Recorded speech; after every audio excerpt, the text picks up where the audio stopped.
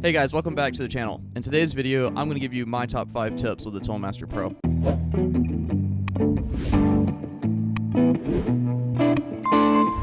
Before we get started, I just want to say thank you guys so much for all the love and support. As you can see on the screen today, I just broke 800 subs, and y'all's support has just been phenomenal.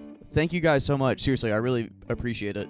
I've had so many people jump over on the Patreon. We've doubled in the last month, and I've had a lot of people ask me about one-on-one guitar lessons. There's been so much request for one-on-one guitar lessons that I sincerely do not have the time to accommodate with school, what I'm doing as an artist, what I'm doing as an affiliate guitarist now. I am considering hosting a bi-weekly webinar where basically we go over the content that's in the Patreon, and I just open up the floor for questions, Q&A. So if that is of interest of you, let me know in the comment section below, and if there's enough people interested, I will set it up on my Patreon. So we'll probably do something like, I'm thinking maybe $40 a month, and the $40 a month will get you access to both webinars plus all the content on there. And I'm trying to think of it from, like, most of the time I charge $40 an hour for a lesson, so I'm thinking of giving you 2 lessons for the price of 1. That's where my headspace is, at least. And maybe what we'll do is do a series, and I'll put out a roadmap. So just let me know if you're interested. Before we get started, I just got to give a shout out to Brinson Guitars. Brinson Guitars reached out to me last week asking me if I would be interested in filming some YouTube content for them and help them grow their social media content. Well, after I got to meet the guys, I'm in love with the company and what they're doing. These guitars are literally some of the best guitars I have played. And as you guys can see, I own and play a ton of guitars. These guitars are handmade here in the Carolinas. This is a handmade, American-made guitar that is made out of all the highest end components. I have a full video coming out soon where I'm going to do reviews of this and the Telecaster model. But from here on out, I'm affiliated with Brinson Guitars. So thank you so much to Chris and Steve for believing me and trusting in me. Thank you guys so much. If y'all are interested in picking up the highest end boutique made guitar, check out the link in the description to pick up your own. All right, so the first tip that I'm going to give today is volume control. Whenever you're brand new to the Tonal Master Pro, it can be confusing because there's at least 3 different areas where you can control volume. So the first thing that we're going to do is we're going to increase our preset volume. I'll typically do at least somewhere in the 80s to 100%. Second area we're going to control our volume is our amp level. Get it to where you want, especially if you're doing like a clean tone, boost your amp level. And then the final place where I control my volume and gives me basically the easiest use, whether if we're in a live setting, recording session, is using the master push button on the unit itself. So if I go into settings and mixer, basically my master is where I control all this, but I will use the master on the unit. So my master right now, as of this recording, is 62%. My second tip for you is there's a couple of different ways to do this. I personally do not use the song and set list, but you definitely can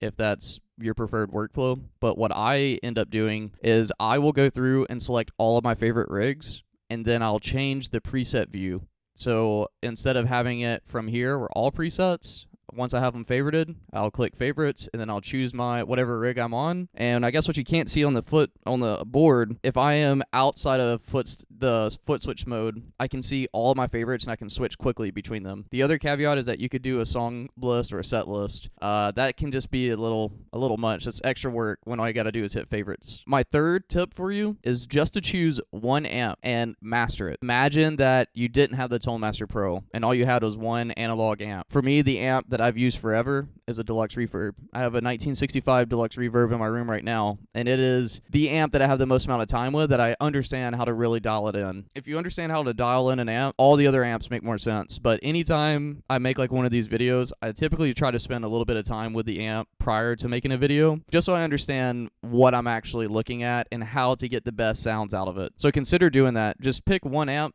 ride with it. My fourth tip is to experiment with different pedals, doing things in different orders. It's so easy to, like, for me, I'm very jaded as a guitar player with my signal path. You notice I have overdrive first, then distortion, then modulation. You don't have to do this order. I like to experiment a lot, especially the best thing that I have done for my own creativity is make these YouTube videos. Because I make these YouTube videos and all this type of content, I experiment with so many different things and grab things that I normally wouldn't. Like the prime example is my modulation you see on here, vibrato, vibratone, and the JC chorus.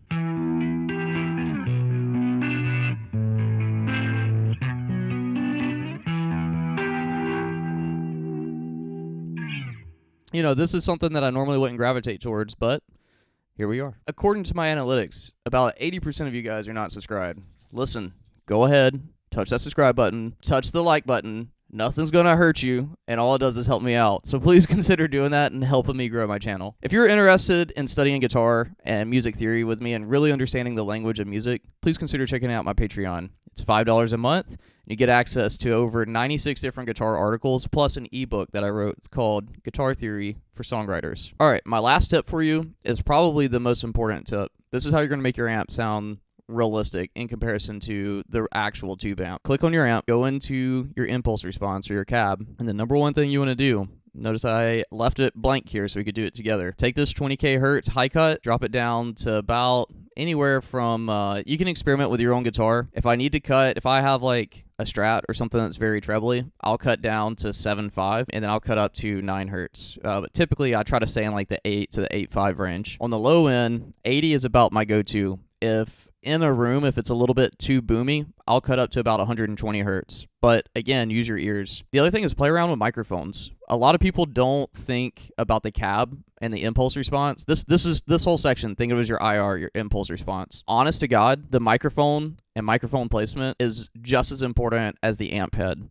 How you learn how to dial in an amp for your guitar, you have to do the same thing with your microphone. I'll give you some of my personal favorites and just kind of like a high overview of what it does. So any type of dynamic mic, whether if it's the SM7B or the 57, it's going to give you a little bit more dynamic sound. What does that mean? A wider dynamic range. So if you want to, like most of the time, I use a 57 and I will go just to the right of the cone in a real life because I feel like that captures the warmth of the amp that I hear in the room. The difference is the SM7B is more of a vocal podcast mic, still a very good microphone. That's what it was designed for, and the 57 has been around forever. This is your all-around general-purpose microphone. Your ribbon microphones, they're going to put a greater emphasis on like your mids and your lows. So if you're doing any type of blending, what I typically try to do is one ribbon or condenser mic, and you can get by with just using a condenser mic over a dynamic mic. But personally, I would not go for just a ribbon mic. I would use a ribbon mic in conjunction with either a condenser mic or a dynamic microphone. And the time where I would do that is if I'm running two different cabs and I'm trying to get, the greatest replication of what an amp in the room sounds like, then I will run two microphones. If you're unfamiliar and if all this is brand new to you, in a real world setting, like most of the time I used to gig, before I got into all the digital space, I would gig a tube amp with analog pedals, the old school, how it's always been done. That was great. But whenever I played my first big show, which was Rock of Ages, I realized the importance of a microphone because I had a loud tube amp and I was in a theater setting, and when I was center stage, my amp put a lot of stage volume on